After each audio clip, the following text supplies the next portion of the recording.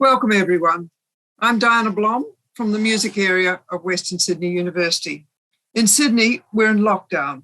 There's a sense of Groundhog Day, and I think most of us are needing a haircut. But my colleague Bruce Crosman has created a seminar series which brightens our day and our minds, and it stimulates discussion. Before I go any further, I'd just like a little bit of housekeeping, and I know Bruce has been saying this. Please keep your mute on until you're wanting to ask questions. That is, of course, except for the performers and the presenters who are allowed to keep theirs open. So this seminar is Bold Transition Seminars 2021, Memory, Raw Material, Materiality and Transformation. In this pandemic time of between spaces, between the vibrancy of before and the promise of fractured renewal, where there lies a suspended dreaming awaiting change, how do we transition to a better creative future within music and its intercultural interconnections to the world? Architects Rosanna Hugh and Lyndon Neri point to a sustainable future through a transferable model which could drive our intercultural musical creativity, where accurate cuts reveal the traces of the walls with its turbulent past, but with a type of Qi-Yun energy flow between spaces where the public realm invades deeply into the core of the private sphere to create a new fractured hybridity of surprising intimacies in space into engagement with people. The underlying research question for this seminar is, as creatives and reflective scholars, how do the cultural intersections of being in the presence of people create raw materialities of sound towards an Australian multicultural hybrid transformation of sound in ways that are full of discovery and surprise? Overall, the format of these seminars will start with the materiality of sound, live, in-the-moment improvisations on trumpet and Tayagum over Zoom from Melbourne and London, and then open up to presentations on raw materiality and memory as transformative creativity, before finally moving to studio-recorded multimedia improvisation presentations and discussion responses from Western Sydney's creative communities. These multimedia creativities will include WSU staff and postgraduates in cluster teams around intercultural and raw materiality-free improvisers and music therapists, ancient tradition-inspired rapping and reading poets, and fluid energies from dappled light filmmakers as cogency of artistic creativity and identifiable voice as transformative beauty. The overarching principle of this seminar is to hear how Melbourne's rich intercultural improvising people communities move the transformative beauty of their creativities as bold transitions towards the United Nations 230 Agenda Sustainable Development Goal 11, to make cities and human settlements inclusive, safe, resilient, and sustainable. I'd like to begin by introducing innovative improvising trumpet performer Dr. Peter Knight, who is Artistic Director of the Australian Art Orchestra. He will discuss the cultural intersections of being in presence of people as creating raw materialities of sound towards an Australian multicultural hybrid transformation of sound in ways that are full of discovery and surprise in this first seminar. Peter Knight is a multidisciplinary musician who has gained wide acclaim for his distinctive approach, which integrates jazz, experimental, and world music traditions. Peter's work as both performer and composer is regularly featured in a range of ensemble settings. He also composes for theatre, creates sound installations, and is the artistic director, as I said, of one of Australia's leading contemporary music ensembles, the Australian Art Orchestra. Perpetually curious, Peter's practice defies categorization. Indeed, he works in the spaces between categories, between genre, and between cultures. As The Wire said, hard to categorize, hauntingly memorable. And the judges of the Australian Arts Music Awards for 2021 must have agreed. We congratulate Peter today for receiving the Electroacoustic Sound Art Category Award, and that was announced today. So we'll begin with a live improvisation by Peter, Revox and trumpet improvisation.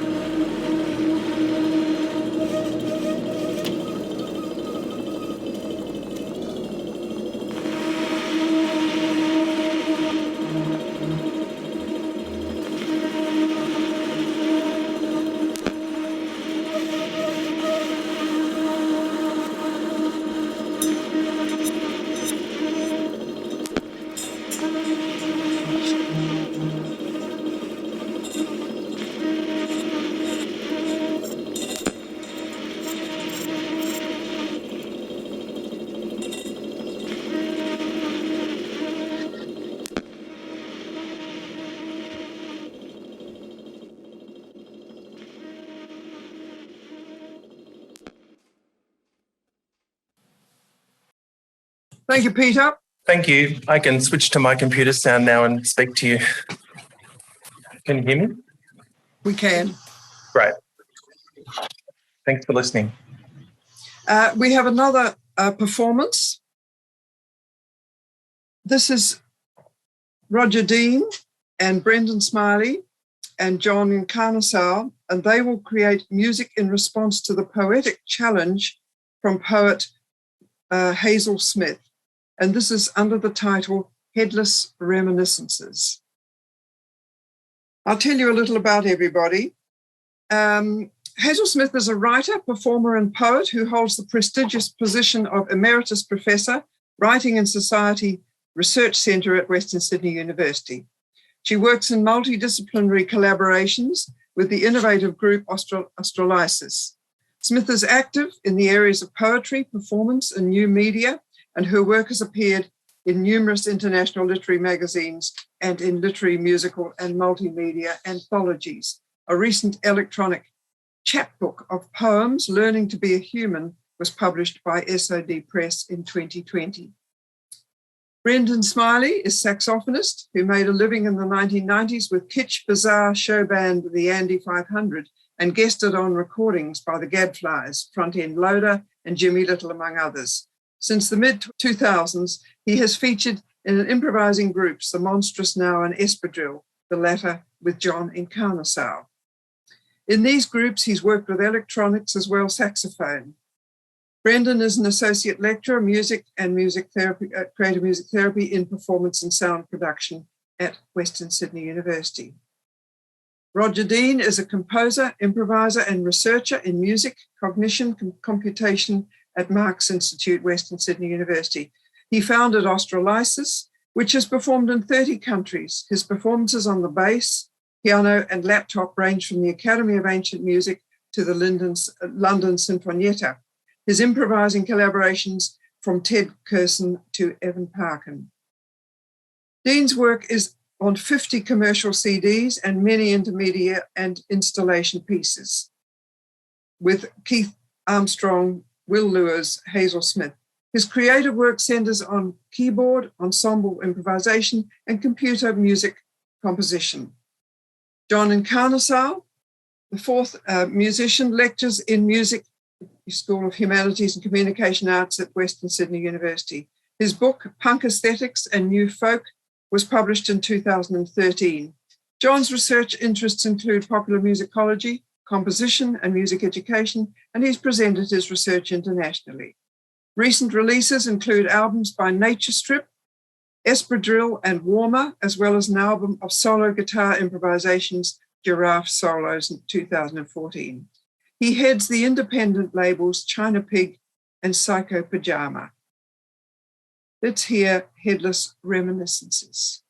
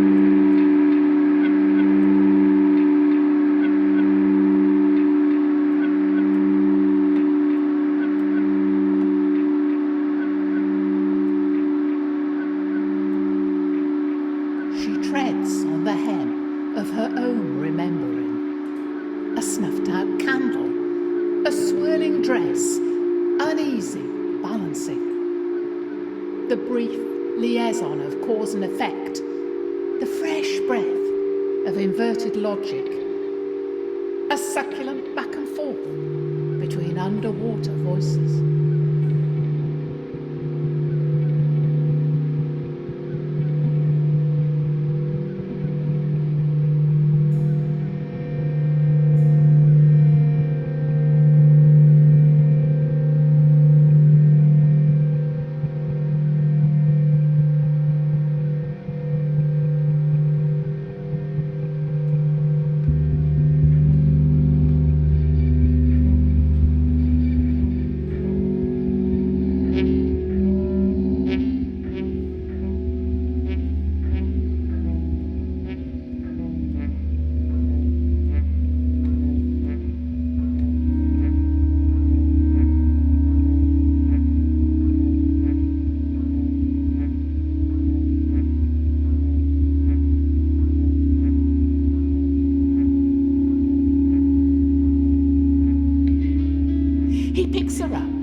then drops it to the ground, repeatedly, until there is nothing left to understand but ritual.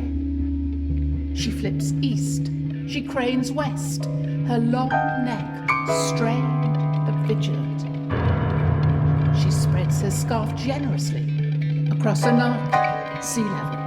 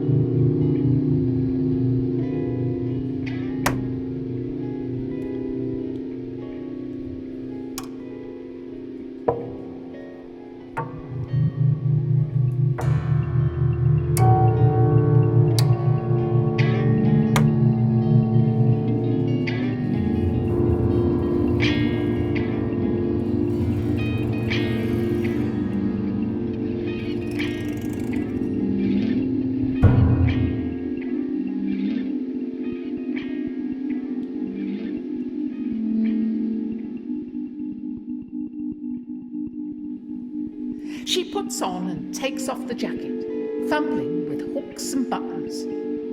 The raw and the cooked, dressed up to kill, fighting for position. The arms and legs of headless reminiscences wrapped in a ruthless longing. A stranger sinks scissors into silk, the whirring sonics of a big saw cutting.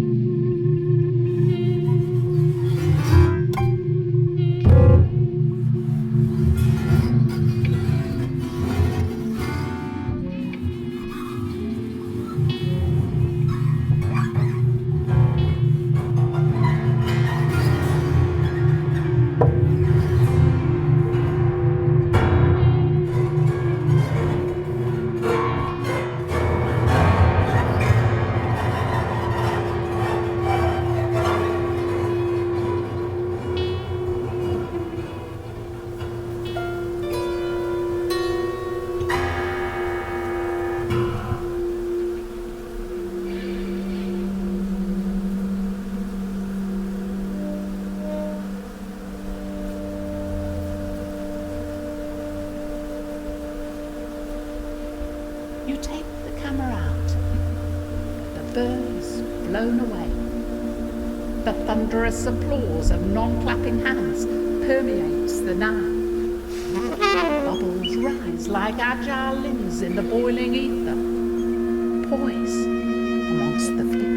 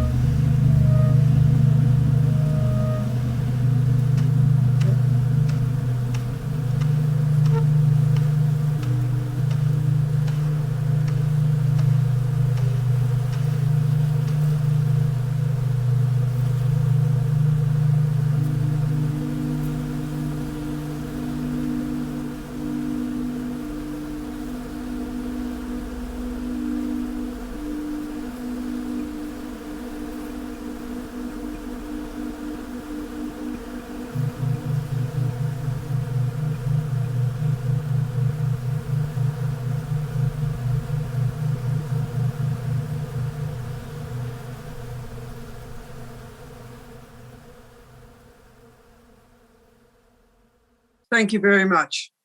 Peter Knight is now going to talk about Inner Compass for Discovery and Surprise Creativity.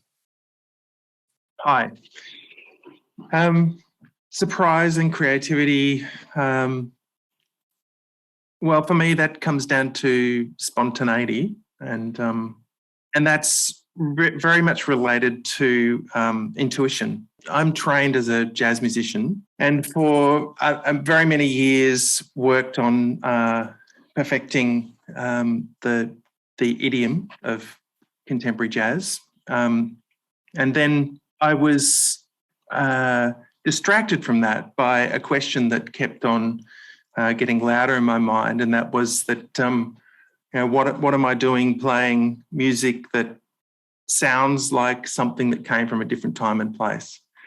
And so I felt like I wanted to make something that was more personal, and particularly that responded to the here and now. That thought led me into a lot of different directions, kind of at once. And one of those directions was with a friend, well, a very good friend now, but somebody I met through an engagement at a festival about 20 years ago, a guy called Yung Nguyen, who lives in Sydney, and who is an incredible virtuoso musician, trained in Vietnamese folk and classical music in Vietnam, and then trained as a jazz guitarist at Monash University. And we started working together. He lived around the corner from me in Footscray, and it kind of seemed to make sense. I don't know, just it felt right. And I think that I learned a lot from working with him. I learned a lot about one approach to, for want of a better term, cross-cultural music, and Jung's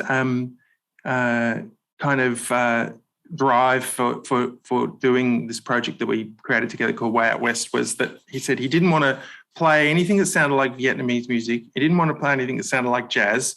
He just wanted to try to make something new with the instruments that he'd trained to play as a very young boy, but had never played outside of the tradition of Vietnamese music. Anyway, I guess the reason why I'm saying all of this is because those thoughts and that epiphany for me has driven everything I've done for the last 20 years, and has also driven what I'm doing with the Australian Art Orchestra. And for those who don't know much about that group, I always say that we make music that exists at the meeting points between things. Often it's the meeting points between cultures, but it's also between creative disciplines, genres. We are involved in music that employs different kinds of technologies, and the projects that we do often sound very different from one another. The kind of engagement that we have created, the approach to making music, is based on the tools that I learned as a jazz musician around about improvisation, and I think that most of the musicians in the art orchestra are very comfortable improvising. Many have a jazz background, not all. But I think that that when I make music, it's a very physical thing. It's very gestural, and it's a response to something. So if I play two notes on a piano, then I want to play a third, see what that third note might be. But I very rarely just have musical ideas land in my head from nothing. I kind of came to learn about myself that that's how my creative process works, that it's embodied, and that it's a process that works best in response. The improvisation I did today is a kind of a thread of practice that I've been involved in for about 10 years or so now, probably a bit more actually, with technology, and particularly with the old tape machines and things that feed back, and things that are a little bit hard to control, in fact. And I think that when I'm doing a solo performance with the Revox and with the kind of the software that I use and with the setups that I have with speakers and amplifiers, I'm responding. It's like I'm doing a duo with the environment that I've created with these machines and the software. So for me, it's kind of a similar thing, and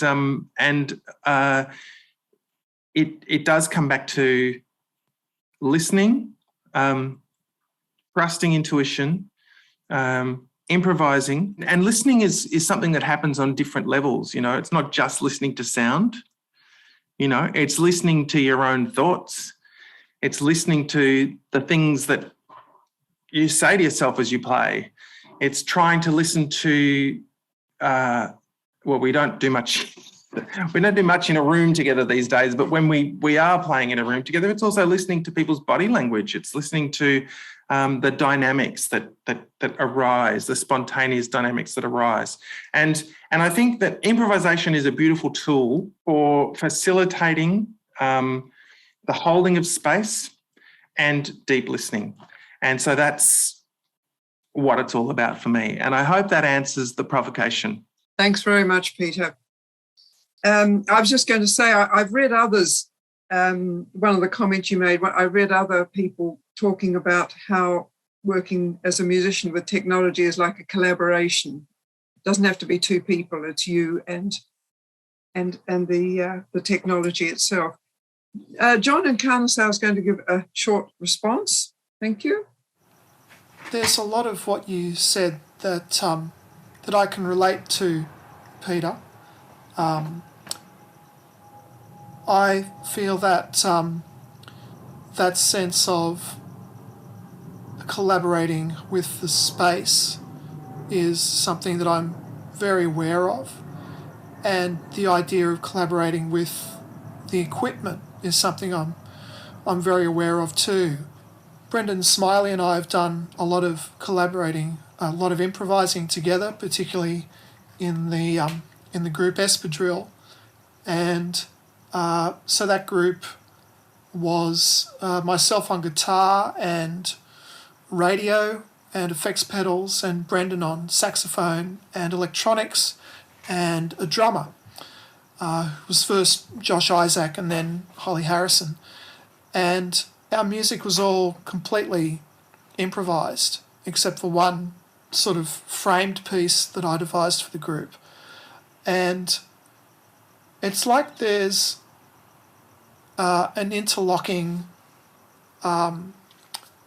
array of spaces and configurations. So you have the relationship of all the musicians to the room. You have the relationship of each musician to their own equipment. And it makes me think of something I've been talking to the third years about, is the idea of, it's Susan Fast talking about stage performances, and she talks about, I think it's the virtual body. Wish I could remember the phrase. I've been using it a lot, but it's the idea that when you perform, you're no longer just your physical self. You are yourself and your equipment, so that if you're using a mic stand, you're throwing shapes where you're a combination of yourself and your equipment.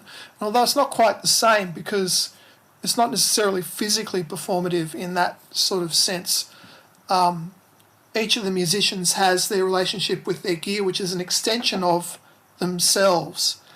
And then you have the way that these things interlock. And what I think can be one of the most interesting things about the way they interlock is losing the sense of who's making the sound.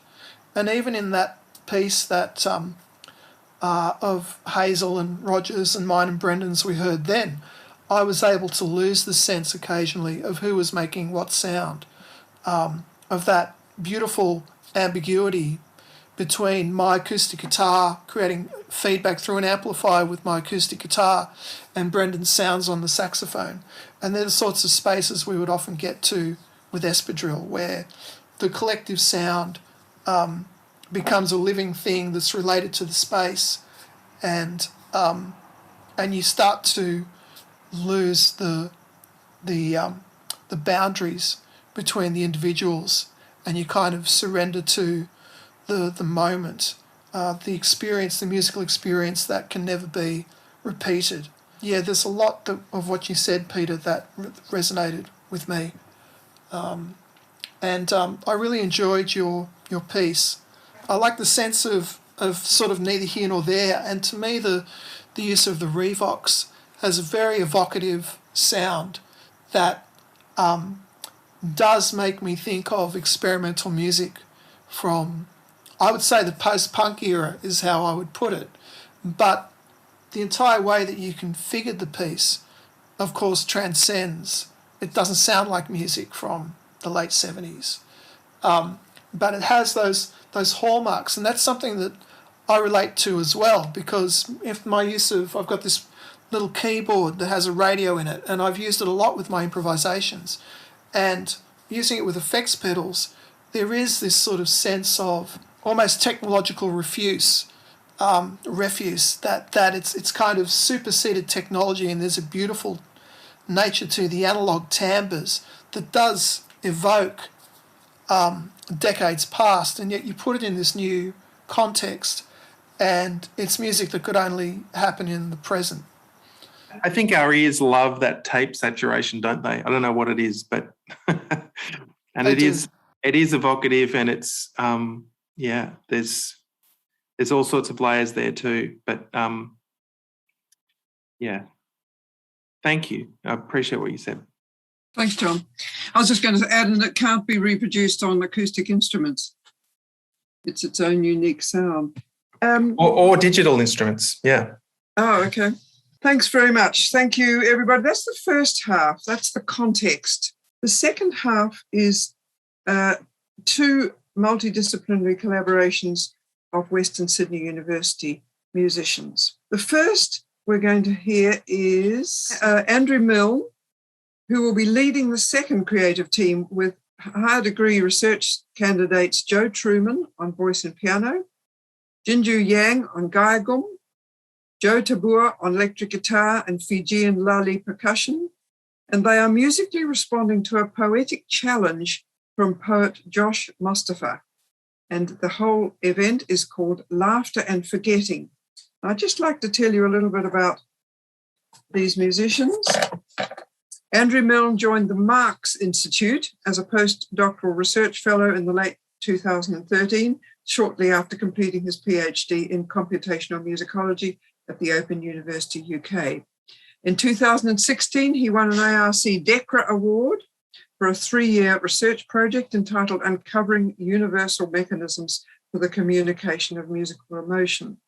His research also engages with new musical interfaces, including the algorithmic generation of music as exemplified by his suite of free music applications available at the Dynamic Tonality website, which includes the widely used musical loop generator, I should have practiced this one, Chronomorph. Does that sound right, Andrew?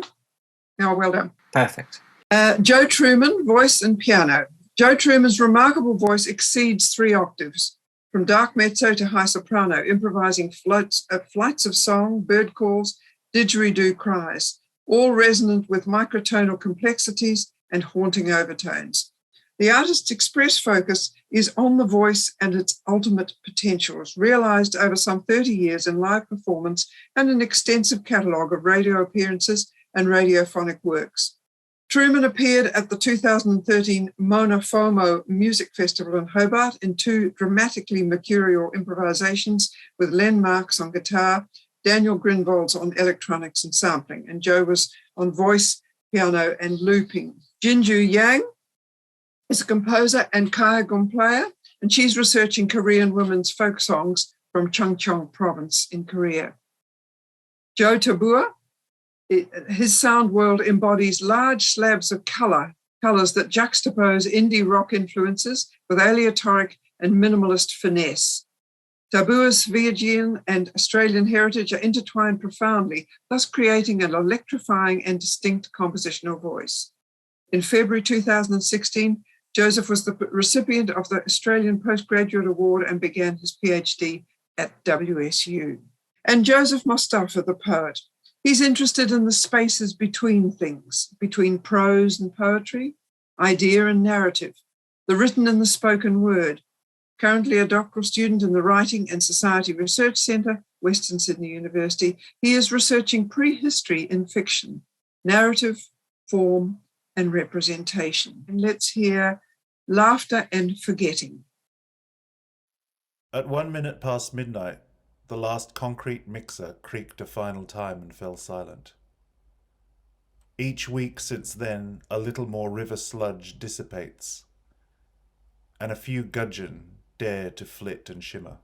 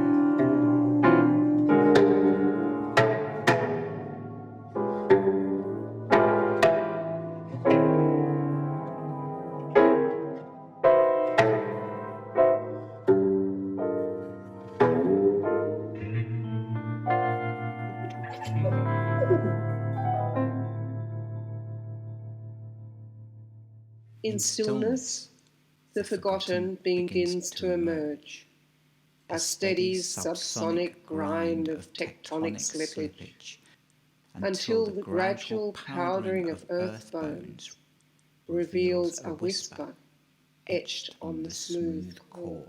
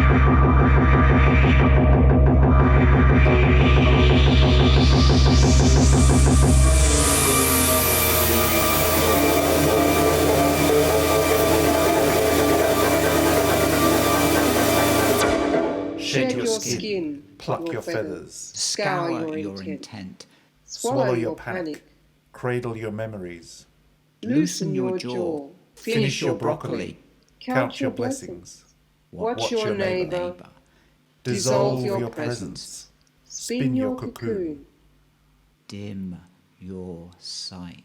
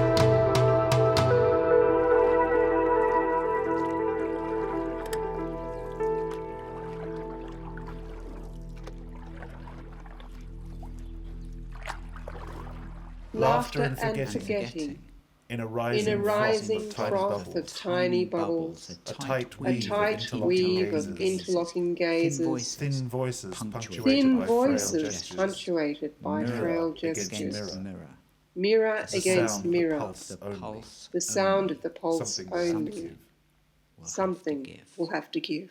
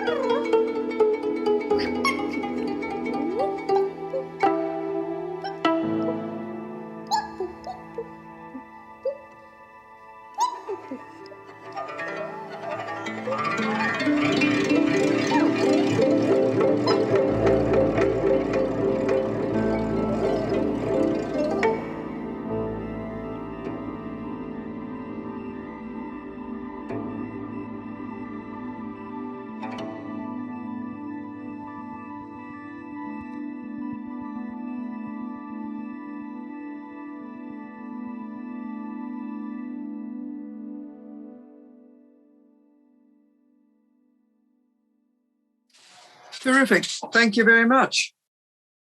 Just reminding you, so those performers were Andy Milne, Joe Truman, Jinju Yang, Joe Tabua, and Jos Mustafa, the poet. The second multidisciplinary collaboration in the second half is Daniel Portelli, and he'll be discussing his poignant film, Water Pail, 2021, which was made in collaboration with filmmaker Donna Chang. So Daniel is an Australian art music composer who was awarded a PhD in composition at the University of Huddersfield in the UK, with principal supervisor Lisa Lim and co-supervisor Peter Ablinga. He's now the unit coordinator and casual lecturer in music at Western Sydney University in Australia. His music has been performed by many ensembles, including a robotic piano named Ria. Daniel was the winner of the Winston Music ECF Commission at the Soundstream Emerging Composers Forum. Thank you, Daniel. Thank you, Dana. So just quickly with this video at the beginning, this is my piece, A Water Pail, which is a collaboration between me and Donna Chang, who you can see in the video. And so at the beginning, there's an interview. It's between Donna and her mother, Monica, and she's talking about Donna's grandmother and her time in Hong Kong. What can you tell me about Popo when she was growing up? My mother is when he grow up is a quite rich family. His father have a big house in the village, and then he go to the big city to do business. My grandfather have a three daughter and all girl. So when grandfather suddenly died, and he died early, so leave my mother very young. The village, the people come to say to my mother family, say, no son in the house, so everything take over. Yeah. Oh, the uncle, everything come to say, boy in the family, so everything they take.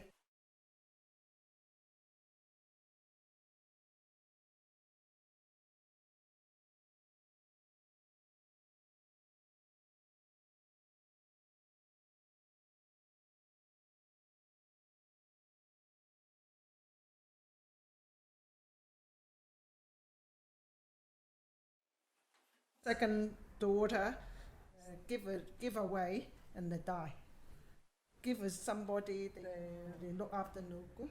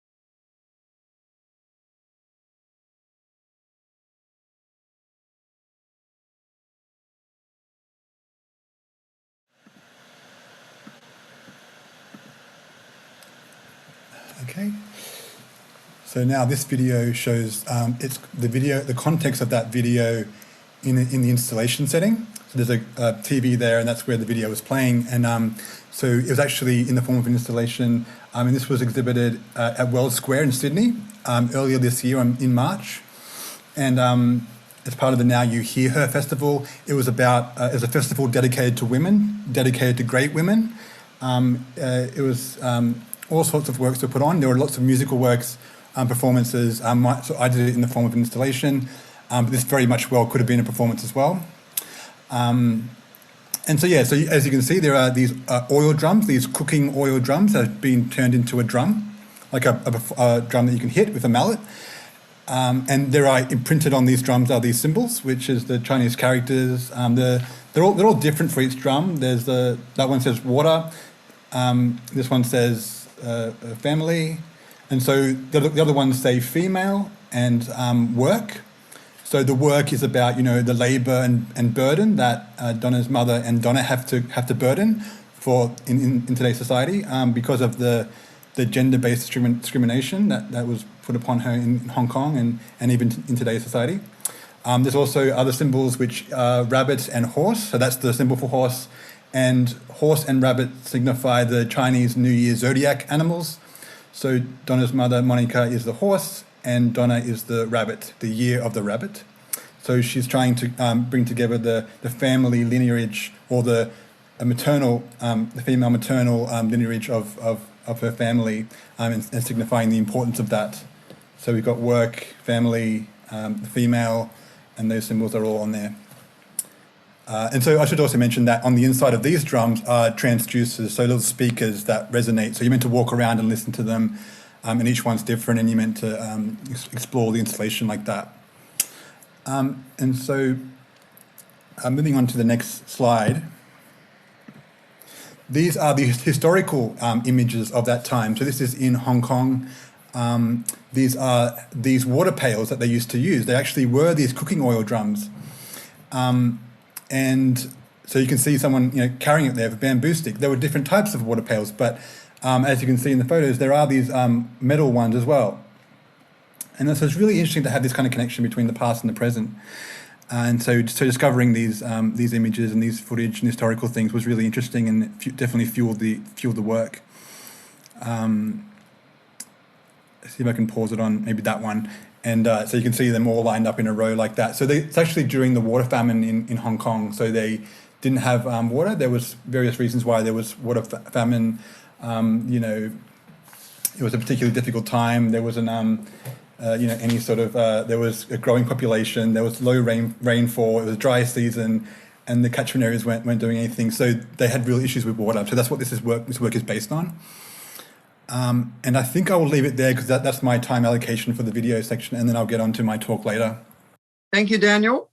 The last part of this second part, the last event of the second part, are some high degree research student statements on the inner compass for discovery and surprise creativity in the art of collaboration. Well, shall I say something very quickly to serve as an introduction to Yes. the other four members of the team? So I think with regard to the whole idea of discovery and surprise, I think what was really important for me in this particular project was to keep alive that sense of discovery and surprise, which is very hard to do, I think, when you're not in the same room. So I think in the past, when I've improvised with other people in a free setting, what is great are those moments of surprise when suddenly someone does something completely unexpected and everyone shifts, So how can we recreate that in a sort of online file sharing scenario? So the notion is to have like those folded pictures of monsters. So someone draws the top of the head, and then someone does the middle of the head, and then you go down the shoulders, and each time it's folded over. And of course, when the whole thing is unwrapped, it's like, oh, wow. So that's what we created. And I think what was quite interesting was that each person listening to the previous layer that someone else had recorded. And I was kind of intrigued to know, well, is there still going to be coherence between the first layer that was recorded and the last one? And I would say that in all of the pieces except for one, there was. And the one that there wasn't, then yeah, that was kind of interesting. It required a sort of different strategy in terms of mixing. But we had such fantastic performances recorded on really dodgy equipment. You know, there was iPhones being used to record the Gaegum, and Joe also, I think, were you recording on an iPhone? I don't know, but it was like, you know, really nasty stuff. But I think in a sense that kind of added to it. So Joe, I mean, do you tell us about what you did? I was just working with my laptop and the tiny little mic in my laptop, my MacBook, which tended to make, because I've got a large voice, it tended to distort a fair amount, which you sort of worked with that, which was good. So, yeah, that was a bit challenging because my tendency is to have a large voice, and I don't think the tech's used to it, really.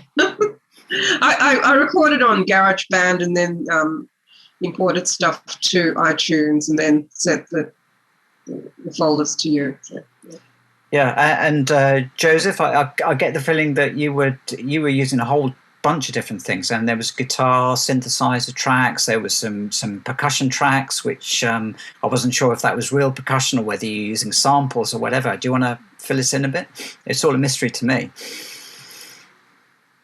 Yeah, sure, Andrew. I just used pretty much the standard stock plugins found in Logic Pro X. I was trying to think of, authentic sort of, tribal sounds or percussion sounds, and the closest I could come to them was a little bit of the Tyco drum plugin, and I was able to sort of just tweak that a tiny bit, just the EQ, but everything else was just stock standard issue. I found in there, I think there was like the guitar. I didn't do too much. There was no effect on the guitar really. It was just I only put I just put that through a simulator to coming through a tiny.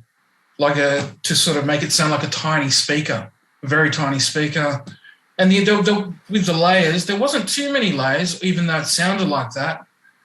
But with the drums, I did double those. I did to sort of, to give it that sort of organic sort of feel and rawness and sort of like that, trying to fit the brief at least. And even that's the first time I'd heard the piece as a whole too. So it was very exciting to hear, and well done, Andrew, for mixing and mastering that.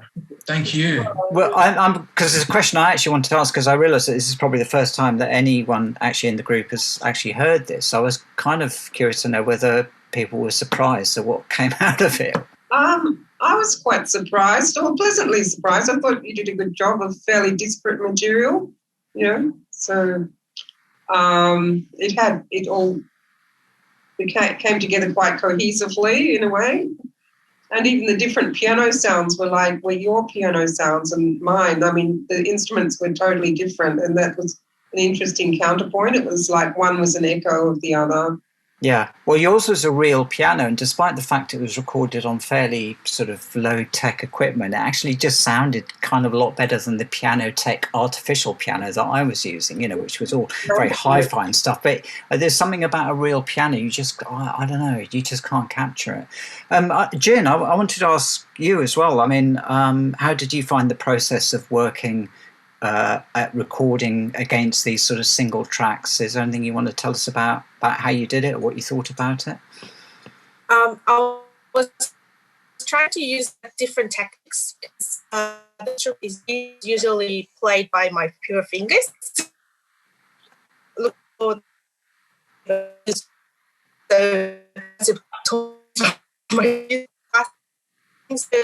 produce some different wood sounds. That was what trying to use with your and music. So exciting! It came out beautifully. Yeah, I loved Yoon's playing. It's fantastic. Yeah. Yes. Sorry, there was a lot of what you just said, Jen, that I couldn't hear because it was getting quite glitchy. I don't know if it was the same for everyone. Yeah.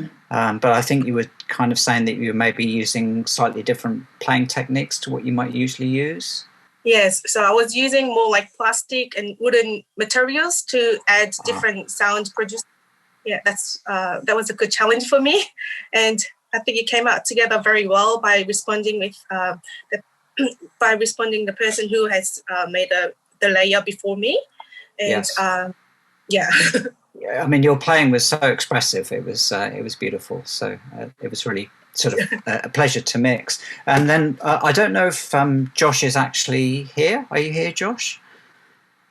Josh is our poet who, in a sense, kind of provided the inspiration for each of the pieces. So Josh had I think, perhaps the most difficult task of starting it all off, you know. Do you want to tell us a little bit about some of your thoughts about how you did that, and I guess what the finished product sounded like to you? Oh, look, it was very exciting to see, to hear it. I think I heard it about half an hour before this because you sent through the file. This is the first time that I've done anything like this, and it's been really interesting and eye-opening. I don't know if I really started it off because I did actually have a couple of sort of pieces that weren't for the piece itself, but those are the ones that I kind of used as a starting point. I wanted to write something that would speak about the moment that we're all living through. But I kind of, as soon as I heard the pieces, it was good to start from that because I've been writing in metrical poetry forms for the last, I don't know, months or even years for the project that I'm working on for my studies. But as soon as I heard them, I realized that in addition to this being a kind of a work of improvisation, the ethos of spontaneity and contingency that seems to permeate not just those pieces, but a lot of the kind of music we've been hearing today. I kind of thought that the form itself had to be played with, and that those metrical forms that I'd been working in wouldn't really work. So we've got Daniel and Peter. Daniel, do you have got any more to say? Yeah, of course. I can talk about Inner Compass, and I can talk about the discovery and surprise. Start with Inner Compass, and it's a quite interesting one in this project. I mean, when you gave me the idea to speak about Inner Compass, I was like, well, I mean, it's kind of my Inner Compass, but actually there's two people in this collaboration. So actually, it's actually a lot about Donna's Inner Compass too. So there are two Inner Compasses. And so the collaboration process was kind of negotiating that. And a lot of the time it's about me stepping aside and letting Donna lead the way, trusting Donna's inner guide. And sometimes I didn't actually know why she made these choices, but then later on I would then make the connections and sort of see why it was a good idea, and it usually was. But I guess in the Inner Compass generally, I could say that there's really kind of like a felt inner sense of knowing that you don't always intellectually know why you're making these choices, but there's just this inner knowing, this inner wise sort of choices, or in a wise mind of deciding things. So but when I'm doing that though, I don't think it's that passive. I don't think it's just as simple as that, as saying that it's a mystical sense of knowing. I think it actually does require a lot of effort and a lot of research to inform that inner knowing and inner compass. So I'm really drawing on my background, my studies, every single music performance I've seen, every book I've read about music, and just drawing on that to make these decisions. These really micro decisions, which become the work. But there was a distinction I could draw here between Donna's decision making and mine. So I initially wanted the work to be about women's rights in Hong Kong, about feminism, about intersectional feminism, and I really wanted to drive that home. But Donna thought intuitively to like bring that back a bit and not to be so full on about the political aspects of this work. And so she much more wanted to draw it back to family, to her family, to story. And I mean, that's sort of Donna's background. You know, she works in films and documentaries and storytelling. So you get that really clear story at the beginning, a real emotional story at the beginning, and then just I guess where I take over and have this composition and experimental music, and I'm hitting the metal in different ways. So you got like, striking with mallets, rubbing with rubber balls, and scraping and scratching and vibrating. So the speaker itself has a low frequency sound going through it, and that vibrates the metal and has various effects when you move it around the drum skin. There's also dripping from the waters and stuff like that. So it was this raw material, like you said before, about deciding things from the materials themselves and letting the material guide. So the structure of the work is sort of the material. So it goes from every different type of material or way of striking the drum, and it's just a kind of sequence of that type of playing. So I mentioned transducers. Transducers are different to speakers. They're both speakers, but the transducer is much more physical. It physically hits the metal and makes a rattling sound. And so there's that. There's also memory. So the piece is very much about memory, Hong Kong. There's the personal context, Donna's personal context, her family, but then also the more global historical context of, 1960 to 1980 water famine in Hong Kong. And so we're very much playing with that idea of the past and the present. It's somehow old. It's an old story, but it's very contemporary. It's a contemporary piece of music as well. The eerie silence, I think, is quite potent. Like there's a lot of silence in this piece too, and I think it really draws, quite dramatic, and it's quite draws you in. And says a lot about the work too, and also the Pacific, the cultural context, Hong Kong and China, and Buddhism, maybe even Buddhism, and more about the human condition, about feeling and sensation and maybe even trauma. So discovery and surprise was also like, I've already kind of said it, that it was discovery of material. So firstly, coming across these oil drums, they're really interesting things. They've like these little chambers that create a reverb or a chamber inside of it. And then exploring the materials, finding the mallets, going to the shops and buying the mallets, exploring different sounds on the speakers. So that's discovery and surprise. Also discovery and surprise of the history. That was very interesting. So for instance, there was in the 1990s, there was the female inheritance movement. And so they're drawing on Monica's story of not being able to get inheritance because she was a woman. So in the 1990s, there was this female inheritance movement, and they advocated for giving the inheritance to women in the 90s, whereas previously they weren't able to do that. All the inheritance went to males. And so that's what the story was about. And to find that context, that there was a huge movement and they were successful, was so great to see. And in the context of the Now You Hear Her festival, that was just perfect for that, to advocate for women, advocate for great women, and the gender-based discrimination that was part of that story as well, and advocating for that. Thanks, Daniel. That's terrific. Yep, that's great. Peter Knight, what would you like to say about everything? Oh, I'm just taking it all in, and I've really enjoyed the conversations, and I really enjoyed that music, Daniel, and enjoyed hearing your reflections about it. I mean, I guess the only thing I would add is just how important it is, at least to me, to embrace uncertainty as an artist. And I feel like, in a way, and this is just my relationship with my practice, that I think that moving into that uncomfortable place of not knowing is my job as an artist.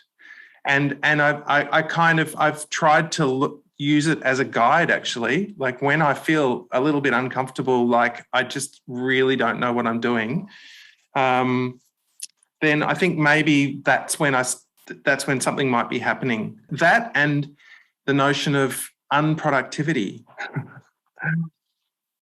Like it's kind of related to the time a little bit, because we don't quite know how to be and how to do this, you know, because we haven't done it before. And as artists, I think we have an important job to do because we know how to deal with uncertainty. Or I hope, you know, at least I think that's part of our job, is to deal with uncertainty and to deal with going into that uncomfortable place. So it's important to work and to make work and to share work. And thanks for the opportunity to do that today. Thanks, Peter. Can I say something quickly about that in response? Yes, go, Jo. Oh, sorry. I just think, for me, at the moment, there's conflicting sense of, yes, embracing uncertainty, but also, because of all the fear around at the moment, just really wanting to feel safe.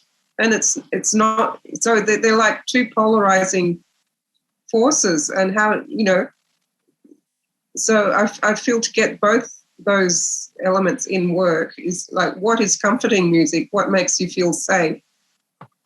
Certain music, some music I don't want to listen to because it's too edgy and it makes me feel unsafe. Yeah. Yes. Have we got time for me to respond to that really briefly? Yes, go. I really love that point. And I think in my music as well, I think I've been looking for that. And I've also been working on another project, and just a solo project, and trying to imagine, you know, try to create a space that that might evoke that kind of feeling a little bit, actually. Even in what I was doing today, it's all kind of related. I'm not quite sure how to say it, but I kind of want to make music that people will find somehow useful in this moment. That's not necessarily a pragmatic thing either. I'm not trying to make a product that people will find useful, but some sort of space that maybe might be worth inhabiting, or that might open up something. So I don't know if that's actually a very cogent response, but what you said did really resonate with me. Yeah, thank you. Thanks, Peter. Look, the last 5 minutes, and we're sort of there now, but let's do it. As it says on my program, it says Blom and Floor. So look, Blom's going to have a little go first.